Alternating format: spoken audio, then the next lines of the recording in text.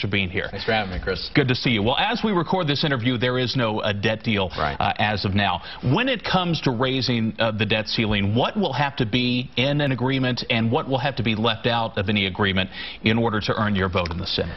Well, I think we've got to look at where the real problem lies. The problem is we've been overspending. Since 2000 to today, the amount of spending by the federal government has doubled. As a percentage of our economy, the government's grown by 25% in just 2 years.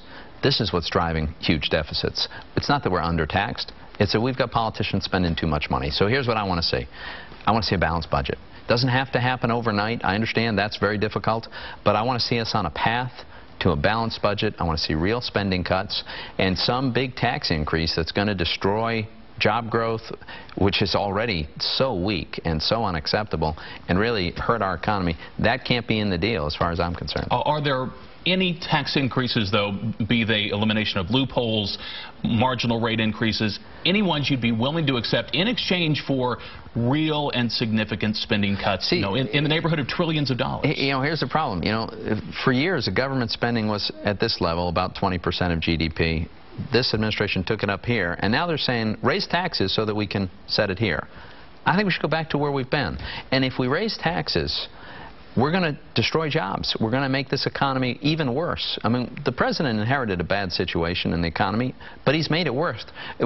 Keep in mind, the health care bill that he passed has a huge raft of tax increases, increasing Medicare payroll taxes on income, applying it for the first time to dividends and capital gains and even rental incomes, for instance. There's taxes on pharmaceuticals, taxes on medical devices. So we've already got that huge tax increase. And what has that done for us? Our economy is weaker today than when the president first took office. So my point is just raising taxes is not the answer here. It's getting spending under control. And I've said I'm willing to vote to raise the debt limit, but only if we're going to get our spending under control, put our fiscal house in order. So when Speaker Boehner walked away from the president's what he called the grand plan, which was $4 trillion in deficit reduction, he did the right thing? I think he did. It was $4 trillion in theory, unspecified. Who knows when they were going to occur? This is one of the things Washington is great about is, let's raise taxes now and we'll talk about all these spending cuts that will occur in the distant future. And somehow we never get around to that. So I think Congress needs a fiscal straitjacket. Spending cuts that have real teeth and a balanced budget amendment to the Constitution. I don't know why the president would oppose that. This August 2nd deadline that the president has now taken to calling a hard deadline, they've characterized it as kind of a doomsday scenario for the U.S. economy. You disagree with that, though? You don't think that failing to raise the debt ceiling would have an immediate impact on the economy? What it would do is it would result in a partial government shutdown. And the reason I say that is because a big majority of all the money the government plans to spend next year is going to continue to come in the door through tax revenue. It's just the shortfall that won't be funded through debt if we don't raise the debt limit. Now, that's disruptive. I think it would mean some government employees would be laid off. Some vendors would have to wait to get reimbursed. None of that is optimal. It's very disruptive.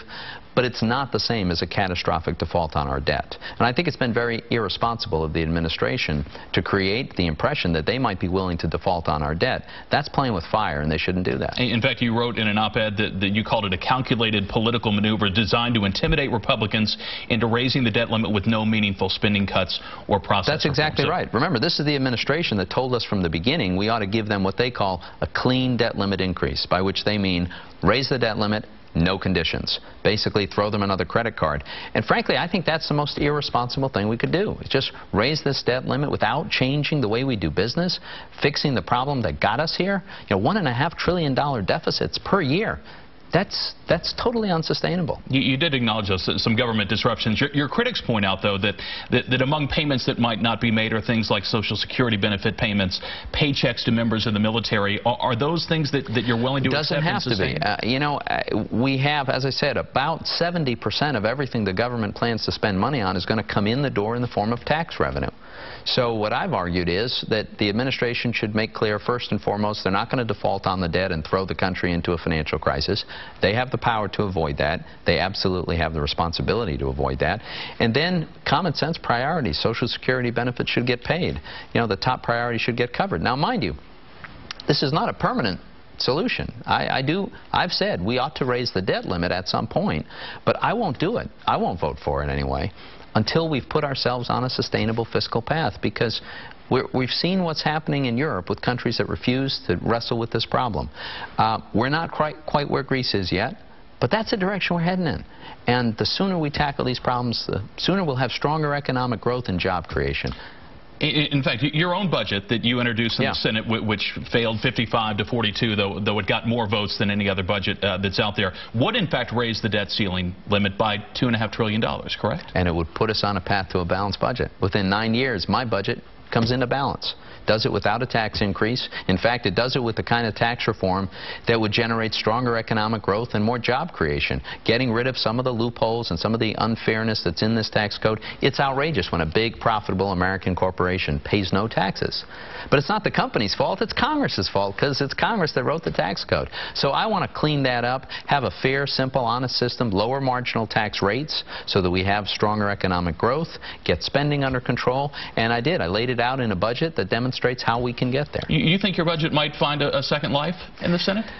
You know, I would hope so, and I think that as we get further into the month of July, I think most people are going to think, well, what's so unreasonable about a balanced budget?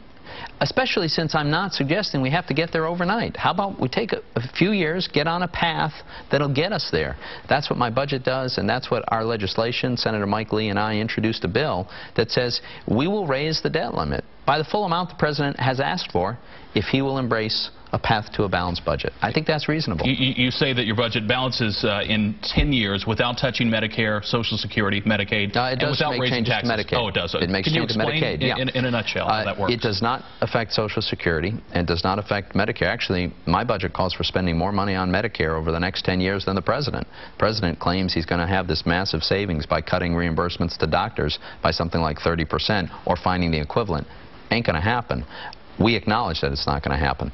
Medicaid is one of the fastest growing costs for the federal government and for state governments. So my budget suggests that we take Medicaid, block grant the money to the states, let the states figure out better ways to provide health care services to poor people, which is what Medicaid does, put limits on how much can get spent. This is the kind of thing that we need to do, and my budget contemplates that. The bad economy is kind of the backdrop to everything right now in Washington, D.C. We got unemployment figures last week that were abysmal. Terrible. Only about 18,000 jobs created in the last quarter. What's it going to take to get this economy moving again? You know, federal policies that encourage private sector job growth. We've got, but this dysfunctional government that doesn't even produce a budget. Right? My Democratic colleagues in the Senate refused to even propose a budget. I submitted one personally, had a vote on it, but they refused to. So if you're an entrepreneur, if you're a small business, a medium-sized business, those folks are very reluctant to expand their business, to hire new workers, because they're worried about a federal government that's going to give them higher taxes, higher interest rates, higher inflation, that's got a regulatory regime that is very hostile, whether it's the EPA, virtually shutting down industries like the coal industry, where we get so much affordable electricity, the National Labor Relations Board, which is having some terrible policies, especially the Boeing situation. You have the financial services regulation, which is making credit more expensive and less available to small businesses. So the combination of our fiscal irresponsibility and regulatory excesses, that's having a really chilling effect on this economy, and it's preventing job growth. If we corrected those things, I think we'd have a strong recovery. I really do. It's hard for a freshman to get a seat at the table, negotiations like this, and again, I'll reemphasize that as we record this interview, there has not been a debt deal. If you were at the table, what would you say to the President, and give me a prediction, are we going to have a deal by this August 2nd deadline? I think we probably will have a deal by the August 2nd date. The question is it going to be a good deal for our economy? Is it going to be a deal that will encourage people to make investments, to take a risk, to hire workers, to create jobs? I'm worried about whether that'll be the case. What I would say to the President is, Mr. President, a Democratic predecessor of yours, President Bill Clinton, agreed that a balanced budget is a worthwhile goal and that we ought to achieve it. In fact, together with the Republican Congress, they did achieve it. That ought to be our goal today. Let's get on a path to balance this budget. Don't have to do it overnight, but have to do it like within my lifetime. I mean, a lot sooner than that. We've got to do it within the foreseeable future. And if the President would agree to that, then I would agree to raising the debt limit. All right. An epic struggle underway in Washington right now, right in the middle of it. Senator Pat Toomey, thanks for being with us. Having me. Good to see you.